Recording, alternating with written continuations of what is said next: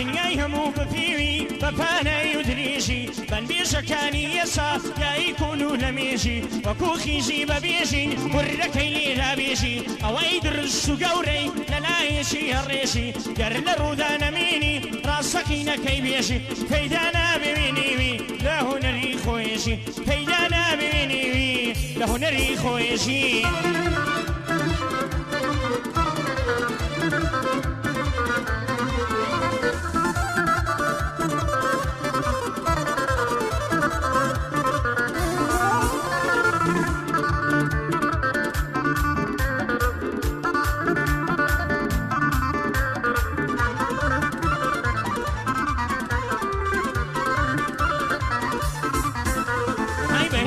شان و باش و زعمەتی هەردوو دەسان باشارە مەندی جوان شێر و ئاواز و بەسان بە عەول و بە چەقەلا پەیماند و بوون و وەسان لە پشت پەرەی هەر بەندێک دەری دەخست سەداسان نێوباژی وە دەرکەوت لە هەموو شوێن و ڕاستان مەزرای ویسکی خۆیێژی کرد لە مێشە و دارستان مەزرای ویسکی خۆیێژی کرد لە مێشە و دارستان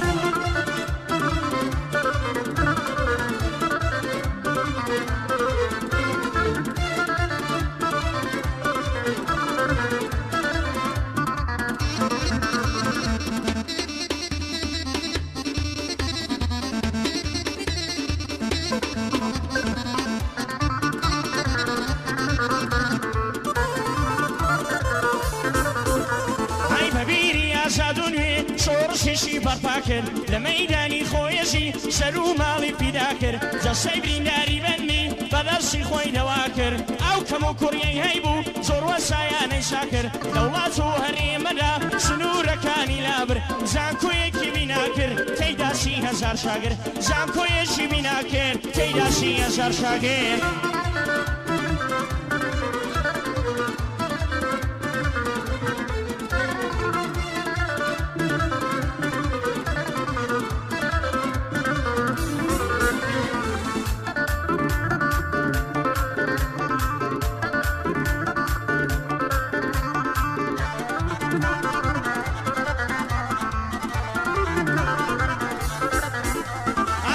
زوات و برهی گەرشی مابوو ماوەشی وەک زۆر جارە مێژێ بوو ئەو چەڵەوە و داوەشی با هەڵە بوو هەنگاوچی نێشیری ئەو ڕاوەشی بشکرد و دەشی ئەژەل نەمێنی ئەو ناوەشی زانا خەدری دەزانێ نەزانەی کوچاوەشی دایکی وەتەن ڕۆڵەی وا ناگرێتەوە باوەشی دایکی وەتەن ڕۆڵەی وا ناگرێتەوە باوەشی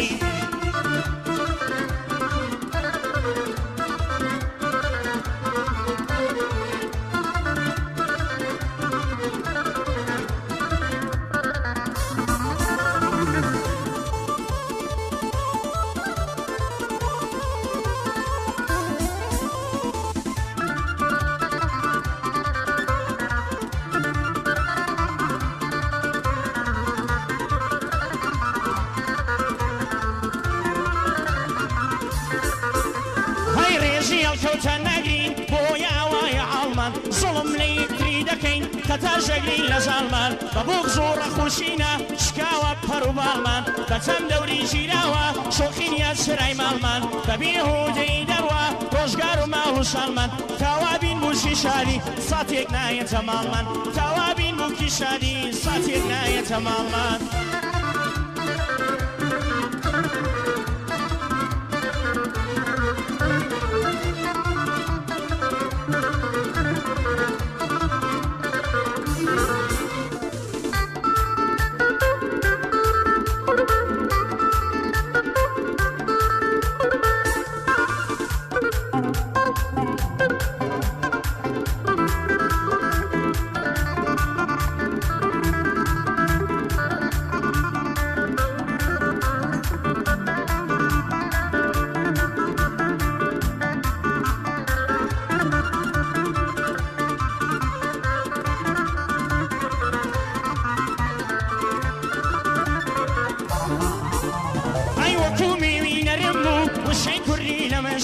وەکومی وینەرم بوو وشای کوردی لە مەشی بەهرەیەک بوو خواداری حەقی خۆی بوو سروشی لە ڕێگای هونەری کوردی ئەوەی تاڵی بێچێشی وڕێی خەتانە بەشی هێژی گەل بوو لە بشی ئەوەی ئەهلی هونەرە لێیان ڕوون خونا بقشي خويا جي بربا معنا يعني اسماعيل سردشي خويا جي بربا معنا يعني اسماعيل سردشي